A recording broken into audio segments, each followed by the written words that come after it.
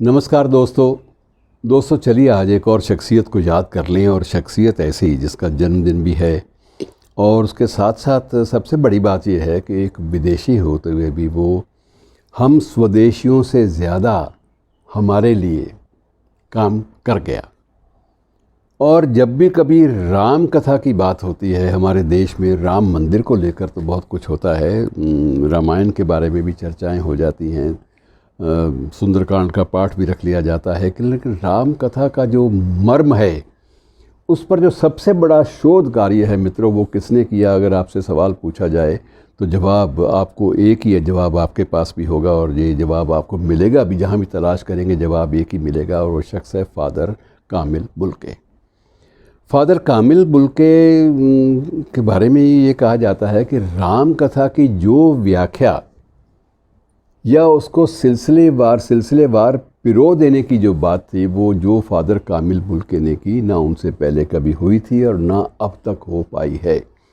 दूसरी इनकी सबसे बड़ी देन थी मित्रों कि हम लोग तरसते हैं अच्छे शब्दकोश के लिए और आज भी तलाश जारी है एक सर्वसम्मत, एक्सेप्टेबल, स्वीकार्य, सर्व स्वीकार्य, जिस पर सब लोग रज़ामंद हों, ऐसा कोई शब्दकोश जो है वो हमारे सामने नहीं आता।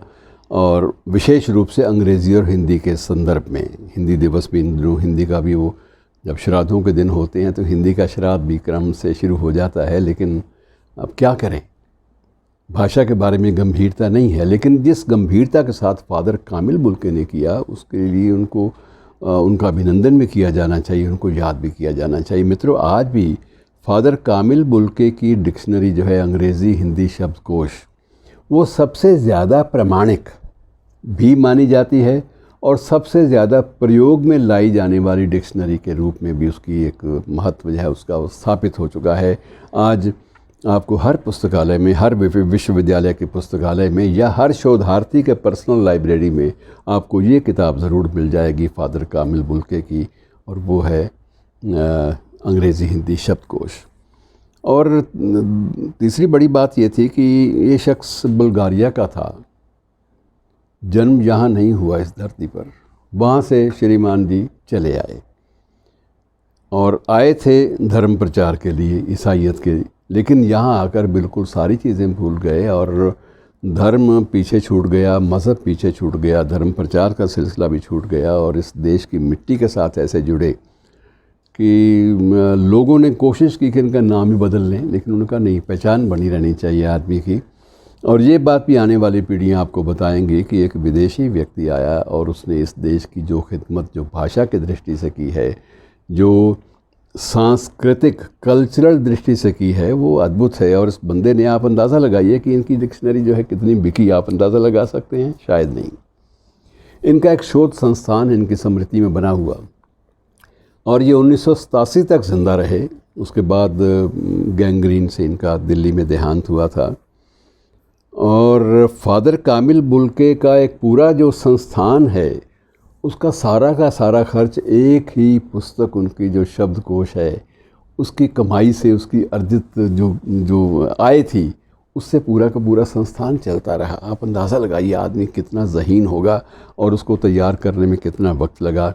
और आजकल मित्रों जब पीएचडी करनी हो तो ये 2 या 3 साल का वक्फा मिनिमम होता है, लेकिन आजकल लोग 1 साल में ही कर लेते हैं। इंटरनेट से मैटर उठाया, कोई वहाँ से उठाया, कोई यहाँ से उठाया, तो वो जो कट एंड पेस्ट एक मुहावरा बन गया है, उसके आधार पर जो पीएचडी है वो लोग साल में ही कर लेते हैं और उसके बाद अगली पीएचडी की तैयारी शुरू कर लेते हैं। ये बात अलग है कि उनको पीएचडी जो अवार्ड होती है वो 3 साल के बाद ही होती है। फ़ादर कामिल बुल्के को राम कथा पर पीएचडी करने के लिए हिंदी के सबसे बड़े विद्वान डॉक्टर धीरेन्द्र वर्मा को अपना गाइड बनाना पड़ा और उनकी गाइडेंस में 17 साल तक इस बंदे ने शोध किया। और 17 साल के बाद धीरेन्द्र वर्मा ने कहा, गुरु मैं हूँ, लेकिन मेरा मन करता है कि मैं तुम्हारे चरणों में नमन करूँ कि ये चीज़ तो जो शोध तुम दे रहे हो, ये शोध पर, इस शोध पर और ऐसे शोध पर, ऐसी रिसर्च पर अब तक हमारे यहाँ के शोधार्थियों और रिसर्चर्स की नज़र क्यों नहीं पड़ी? तकलीफ़ होती थी उनको। और जो परंपरा ये राम कथा की दे गए, आप अंदाज़ा लगाइए कि वो जो शोध प्रबंध है वो भी अब रेयर हो गया, दुर्लभ ग्रंथों में शामिल हो गया है। अब उसको दोबारा कोई छापने की हिम्मत, तो क्योंकि बाज़ार का सिलसिला शुरू हो गया है, हिम्मत कोई नहीं कर रहा। लेकिन वस्तुतः वह ग्रंथ ऐसा है जिसे एक संदर्भ ग्रंथ, एक रेफरेंस ग्रंथ के रूप में, रेफरेंस बुक के रूप में नहीं, रेफरेंस ग्रंथ के रूप में, शोध के जो प्रबंध सूची है उसके एक रेफरेंस के कोई भी उठाना हो, प्रामाणिक रेफरेंस लेना हो तो आपको फ़ादर कामिल बुल्के की शरण में जाना पड़ेगा। तो ऐसी शख्सियत को उनके जन्मदिन पर याद करना बहुत ज़रूरी है, विशेष रूप से जब हिंदी का पखवाड़ा भी शुरू हो रहा है। तो मित्रों, हिंदी वाले और विशेष रूप से हिंदी को राजभाषा का दर्जा देने की बात सोचने वाले लोग इस शख्स के ऋषि ऋण से मुक्त कभी नहीं हो सकते। इतना कर्ज इस बंदे ने चढ़ा दिया है हिंदी वालों के सिर पर कि वो लाख प्रयास करें, वो इस बंदे की देन के बराबर कोई विकल्प फ़िलहाल देने की स्थिति में नहीं है।